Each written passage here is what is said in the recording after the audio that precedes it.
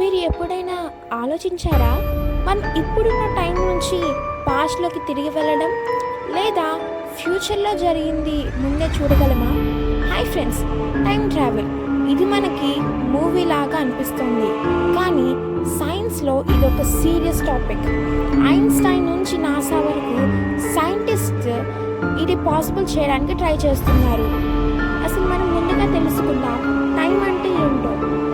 మనం చూసే క్లాక్లో సెకండ్స్, మినిట్స్, అవర్స్ ఇవి టైంని మెషర్ చేస్తాయి.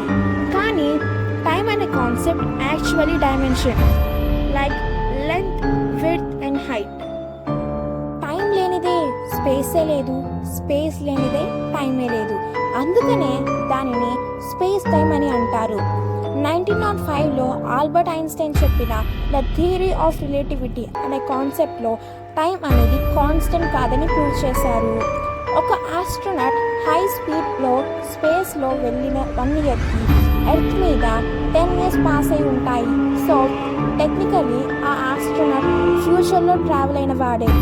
నాసా ఎక్స్పెరిమెంట్లో 2 ఐడెంటికల్ అటామిక్ క్లాక్స్ని యూజ్ చేశారు.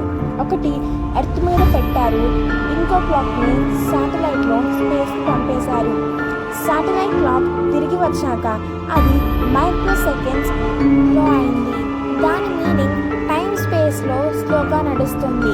ఇది ఐన్స్టైన్ థియరీకి రియల్ ప్రూఫ్. సైన్స్లో వార్మ్ హోల్స్ అంటే స్పేస్లో ఒక టనల్ లాగా ఉంటుంది. అది 2 డిఫరెంట్ పాయింట్స్ని కనెక్ట్ చేస్తుంది. సపోజ్ మనం ఎర్త్ నుంచి ఆండ్రోమీడా గ్యాలక్సీకి వెళ్ళాలి అంటే లైట్ ఇయర్స్ పడతాయి, కానీ వార్మ్ హోల్స్ ఉంటే మనం ఇన్స్టెంట్గా వెళ్ళగలము. ఇది సేమ్ టైంలో స్పేస్ అండ్ టైంని బెండ్ చేసేది. థియరాటికల్లీ క్రియేట్ చేయడం ఇప్పటికీ కూడా ఇంపాసిబుల్. సైంటిస్ట్ చేసిన ట్విన్ పారాడాక్స్ అనే ఫేమస్ ఎక్స్పెరిమెంట్ చెప్తుంది. ఒక ట్విన్ బ్రదర్ ఎర్త్ మీద ఉంటాడు, ఇంకో ట్విన్ బ్రదర్ లైట్ స్పీడ్లో స్పేస్కి వెళ్ళాడు. స్పేస్లో ఉన్న ట్విన్ తిరిగి వచ్చాక ఆయన యంగర్గా ఉంటాడు, ఎందుకంటే టైం తన దగ్గర స్లోగా నడిచింది. అదే సైంటిఫిక్ టైంకి ట్రావెల్ అని ప్రూవ్ అయింది. హిస్టరీలో చాలామంది టైం ట్రావెల్ చేశామని చెప్పారు. జాన్ టిటోర్ అనే మనిషి నేను 2036 నుంచి వచ్చాను అని ఇంటర్నెట్లో చెప్పాడు.